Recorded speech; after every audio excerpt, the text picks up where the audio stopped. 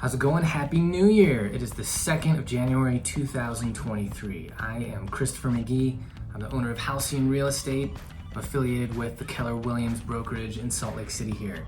And this is the Real Estate Numbers, where every week we track 7 specific numbers, hopefully tell the story and track the trends of what's going on in the Utah real estate market. So without any further ado, let's check it out.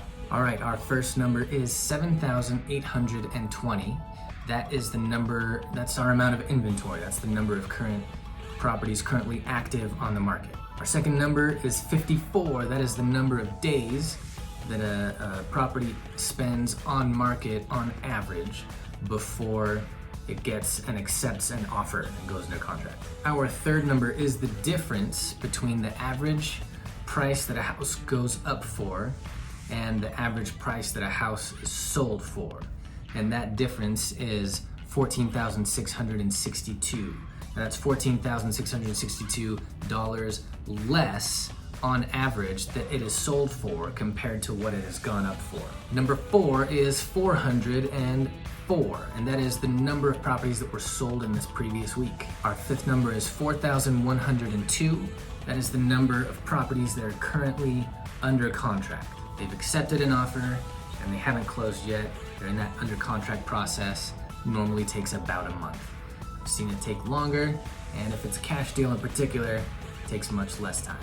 Our sixth number is 349. That is the number of properties that reduced their price, reduced their asking price on their property that is still sitting active on the market. It's the number of price reductions this previous week. And our last number, which is kind of the shocker, and we'll talk about it in a second. Our last number is 1,064, and that is the number of properties that were either canceled, expired, or withdrawn from the MLS in this last week.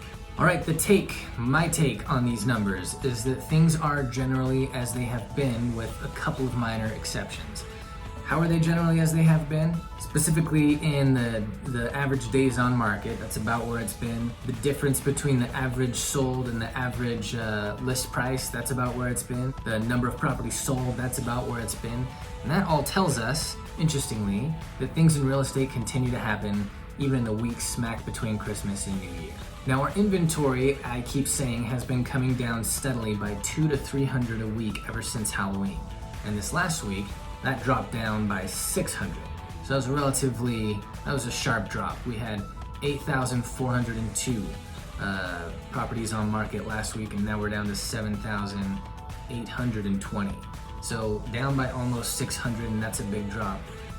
It's still trending the direction it's been trending, but that number is a little interesting this week. The number of properties that we have currently under contract on the market, that number has been coming steadily down since Halloween as well. Not as dramatically. It's been more like down by 1, maybe 200 every week. And I think that's just reflecting the number of properties that are on the market. If there's less on the market, then there's concomitantly less things that are currently under contract. Price reductions have been about what they've been.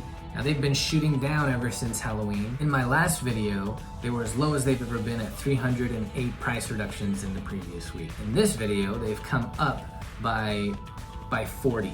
There were 40 more price reductions this week than last week, but 349 price reductions is still a lot less than the 1,700 price reductions that we had when I started this.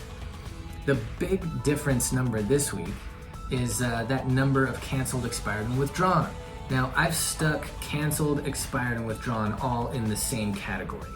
They just kind of tell us how many things were on the market that are not anymore on the market, not due to going under contract or being sold. If it's not one of those, then it's either been canceled, it's been expired, or it's been withdrawn from the MLS. Now, just a quick refresher on what each of those three things mean exactly. If a listing contract has been canceled, that means that whoever the real estate agent was that had the listing contract with their client got fired. So for one reason or another, right? And we don't know what it was. It could be any number of things, but that's what canceled means. You had a contract with a realtor and their brokerage for them to represent you in the process of selling your home, and you canceled that contract. They don't have a contract with you anymore. They don't represent you anymore. Expired, an expired contract means that, okay, so when you sign a contract with a realtor and their brokerage for them to represent you in the process of selling your home, the first paragraph goes over the term of the listing, how long they'll be representing you for. And that term starts on the day that you sign the contract, and it ends on a day that you and your realtor decide. Now, some realtors have kind of a blanket, I always give us half a year, or whatever it is. And that can change depending on the circumstance. You know, if you've got the most expensive house in Utah to be sold, just shy of $50 million, we know it's going to take a long time to find the right buyer, and so let's sign this this term of this listing to last a long time. But sometimes you expect it not to last very long, so you just set it out for 3 months or something. A lot of people will arbitrarily choose the end of the year for the end of the term of the listing.